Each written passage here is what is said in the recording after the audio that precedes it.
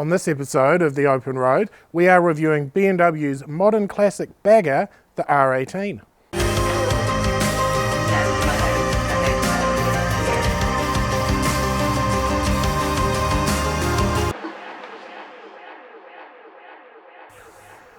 So about 5 years ago, unfortunately during COVID, BMW introduced the R18 series, which is their modern bagger that runs an 110 cubic inch or 1800cc boxer twin. Those of you that are familiar with BMW will be very used to your cylinder head sticking out the side of this motorcycle. Those of us that are new to it, hey, this is an interesting thing. This boxer twin delivers 90 horsepower and about 150 foot-pounds of torque, which basically means that this is a torque monster. This particular model is the First Edition. There are other variants of this, and they've all got their own interesting quirks and features, but this one in particular, I'm quite glad that I got my hands on, because this is not only the First Edition, but in my opinion, the one of the bunch to get. One can only assume that BMW has looked at the Harley-Davidson and Indian market and thought, I want a piece of that pie. And this is their attempt at doing that. They've made it their own machine by doing a lot of typical BMW things, but one of the most important ones, because this is unique in the bagger class, is that it has a fixed shaft drive, which is also exposed, which I quite like. The eagle-eyed among you will notice that this does have floorboards, but these floorboards are mid-controls. Now that presents an interesting setup for a touring bike, and we'll get into that as we ride it. This bike has definitely gone for style and simplicity. It's got one gauge, it's got very simple hand controls, and it's got a really nice set of bags just to finish it all off, and this windscreen I'm a big fan of. A really good way to demonstrate how this bike has become a modern classic is the way that they've done the bags.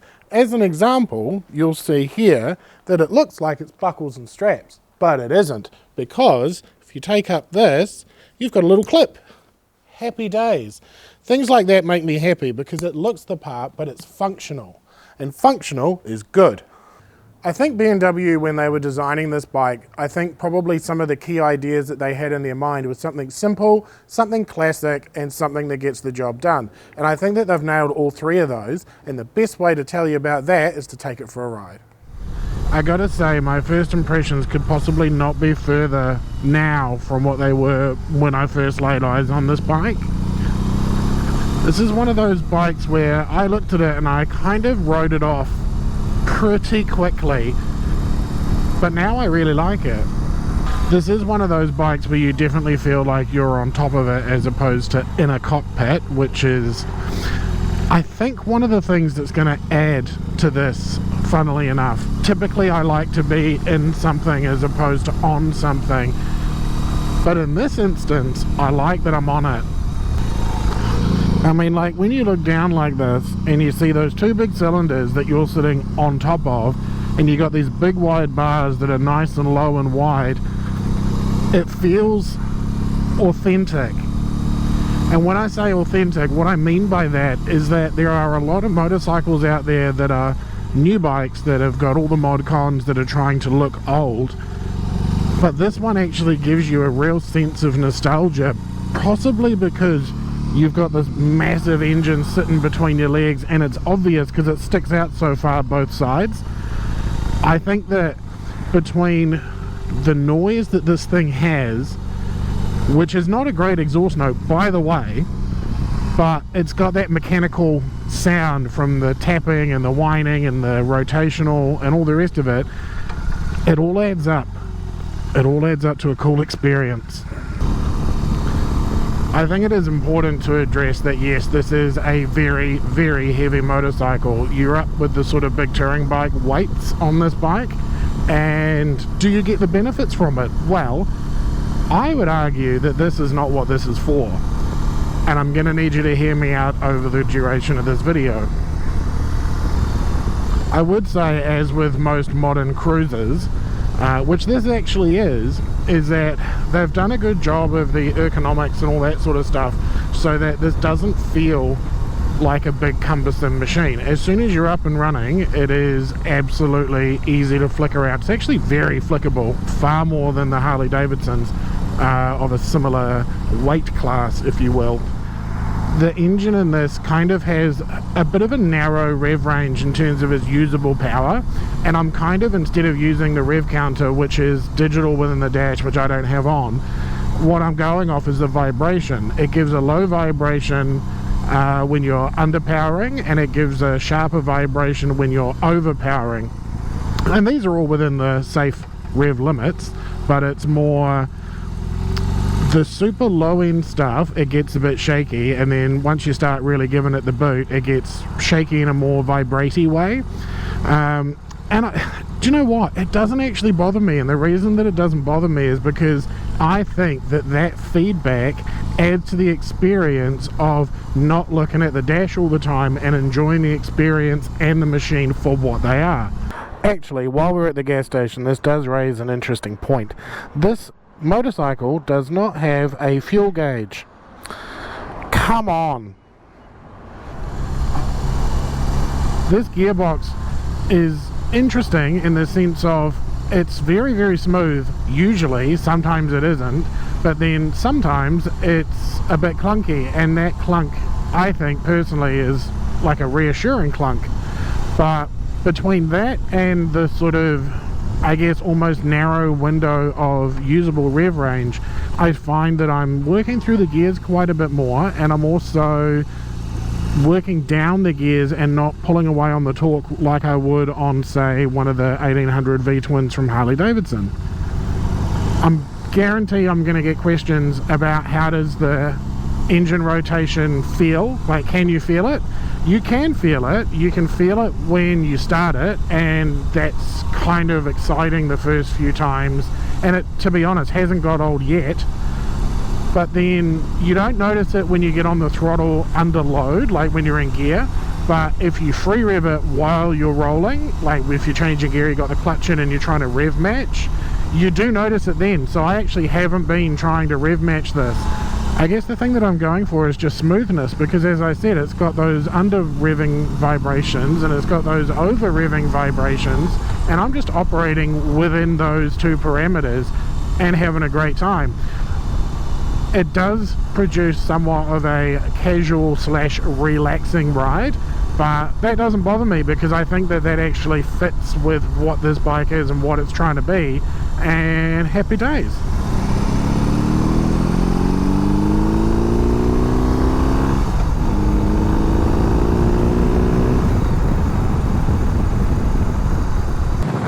The biggest issue or complaint that I would have is that there's no real option for forward controls, because you've got a big cylinder sitting there where you would want your controls. But that can be remedied quite simply by just throwing your legs over. Hey, look at that. It's not forward controls, but it lets you stretch your legs out a bit, and we like stretching our legs out on some of the longer rides. Now that we're up on the motorway, let's try the old cruise control. So now we're set. There isn't up and down that I've found as yet, but that's alright. Those micro adjustments, I do use them on my bike quite a bit when cruising in packs. But for the sake of just plodding along and not losing your license, this is a good way to do it. I think the longest I've ridden on this in one sitting is about an hour, and I think we're going to do about double that today. I haven't had any issues with being uncomfortable or being fatigued or anything along those lines. The only thing I would say is that because it's got the mid controls, if you're taller with longer legs, you may find that a bit of an issue. I haven't yet, and I'm 6'2". I just really like looking down and seeing this big old engine and all this chrome and this big machine that you're operating. You're not riding a bike, you're riding a proper machine, and this gives you that. It feels like you're riding a big heavy piece of machinery. And I don't know about you, but I think that that's really damn cool. And I am absolutely loving the heated grips. I do feel though that these actual grips that they've put on are almost a bit of a letdown, considering it's one of those points where everything else looks really cool and all the finishes seem really premium until you get to these grips, and they don't seem cheap, but they don't seem like they've had any real thought or effort put into them. Whereas everything else has. The ride on this bike is surprisingly stiff, and it's not a bad stiff, it's just a firm stiff, because it feels sprung hard for what it is, but because it's so heavy, it balances itself out. And I'm sure that if we had a pillion on the back, that it would actually be probably about perfect. The brakes on this thing are probably the biggest letdown, and it's not that they don't have the power, it's that they don't have the bite, or really any bite at all. They feel quite glassy, which is not a fun feeling on a very, very heavy motorcycle. And you would think with big twin brakes up the front that this thing should stop really well. There is a system within this bike where it's got a electronic element which will add rear brake if you get very heavy on the front, and it'll add front brake if you get very heavy on the rear, to try and balance it out for you. Now, I don't necessarily have an issue with those kind of rider aids, but I don't like the fact that these brakes just feel like they don't have any bite at all. And if you've watched my videos before, you'll know that I like a stabby, bitey brake, and that's probably because of my trials background. We do have some controls going on over here. There isn't a huge amount that we can do. We've got a few rider modes. There's rain, and then there's rock, and then there's roll. And I actually quite like that. It's very simple. It kind of feeds into the idea of what this is. It's old, it's classic, it's cool, and it's a bit rock and roll. And I think that again, the sum of the parts of this bike adds up to something that I think is actually really, really special. And I'm not going to lie, I was surprised to come to that conclusion after my initial looking at it. It does take a ride on this bike to appreciate it for what it really is.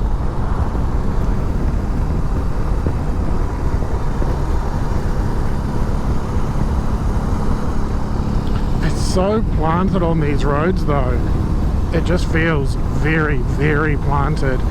I like that a lot, and I think that kind of reassurance is something that's quite important, because it is, again, one of those bikes that I'm on and not in. It sort of gives me a sense of security and a sense of safety, and it feels trustworthy. And I think that if you're riding a bike that you don't trust, that makes it a really terrible experience. And this feels like I can trust it to go around bends. I have scraped it a few times, but that's mostly at lower speeds, going around roundabouts and stuff like that. Haven't scraped it on the open road yet, and I'm not planning on trying to. I'm just trying to enjoy it and see what happens.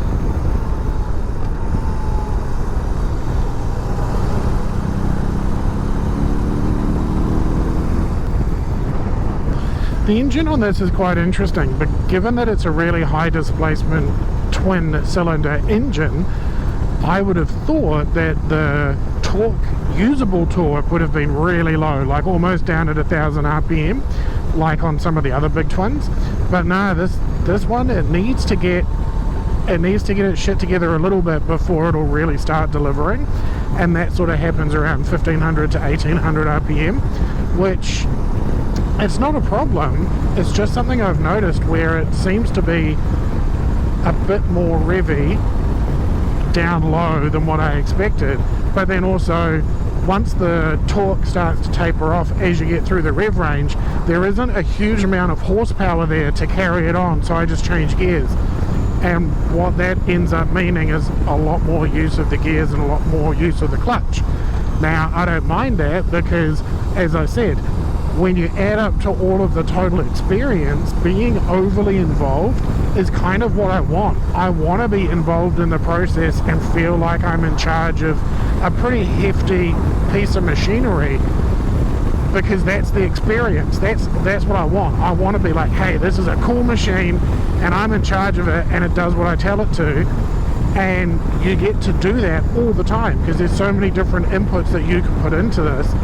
And that includes things like the heel shifter. The heel shifter is something that I've never ridden before. I had to get used to it on this bike, and I got used to it pretty quick.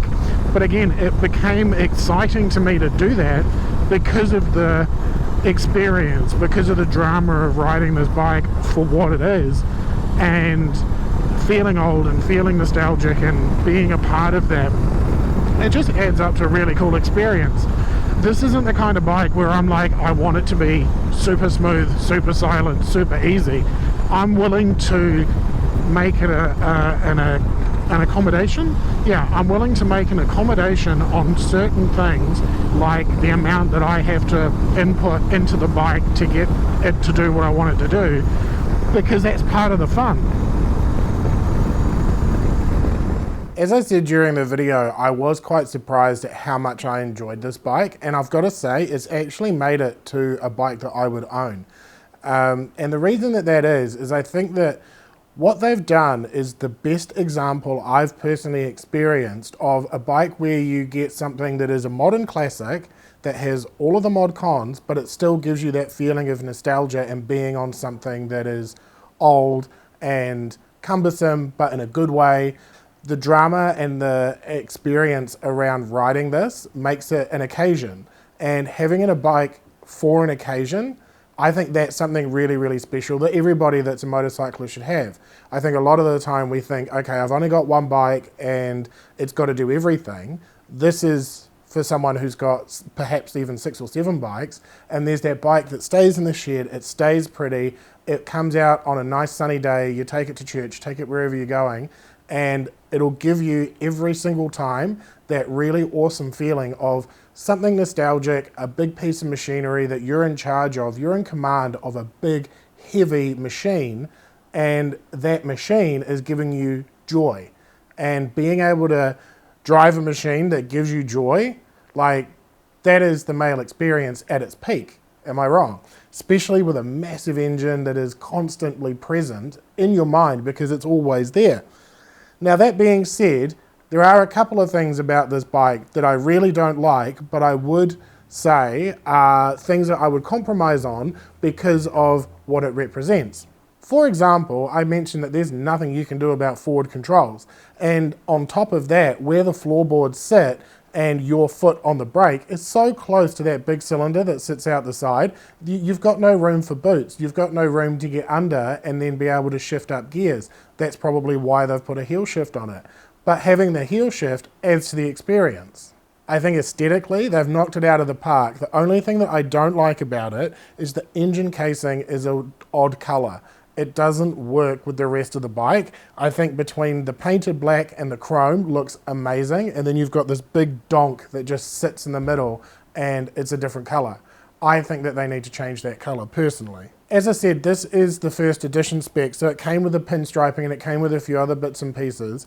And this particular spec that comes with the glass windshield and the bags is probably the one that I would go for, because there's an octane version which is stripped back and more performance orientated, like a performance bagger, but I don't actually think that comes with bags. And then at the other end of the scale, you've got a full fairing with all of the dials that does have a fuel gauge, but I don't think that that's the experience I want from this. I like the fact that you get a bit of the wind, but you get the protection with the windscreen, but you get to see and feel and experience everything. I think that's a really important part of what this motorcycle is.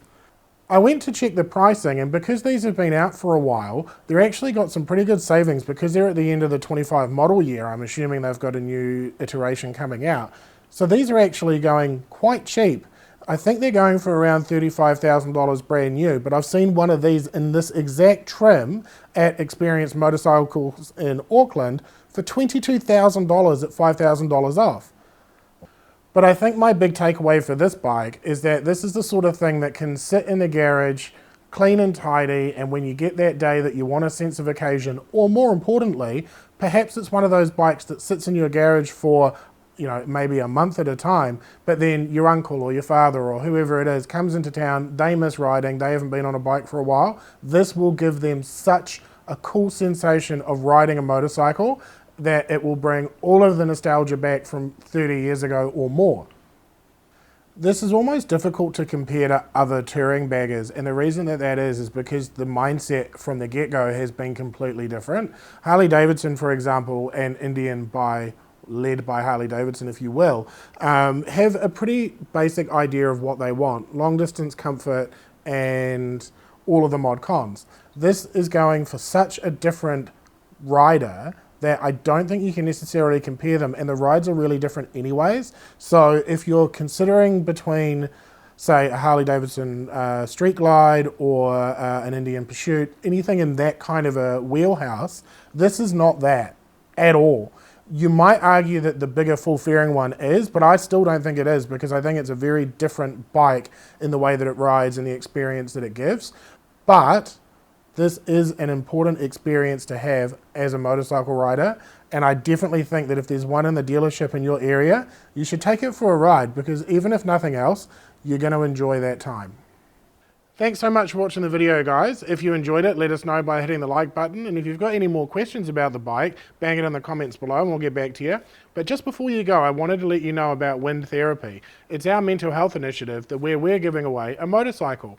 Hungry Wolf Motorcycles, which is our very own Calvin, is putting together a 1995 Yamaha XJR 1200, which is going to be completely resto modded. It's going to be better than brand new. We've had a lot of support by a lot of big brands here in New Zealand, and it's a big deal to us to give back and take part in the mental health awareness and use our platform to raise some funds for Te Kiwi Maya, who are doing amazing things for the mental health of first responders and their families. So if you head to the website and click on the banner, or just look up Wind Therapy, you'll see everything that we're doing. Tickets go on sale on August 13th here in New Zealand, and get excited because it's going to be fun.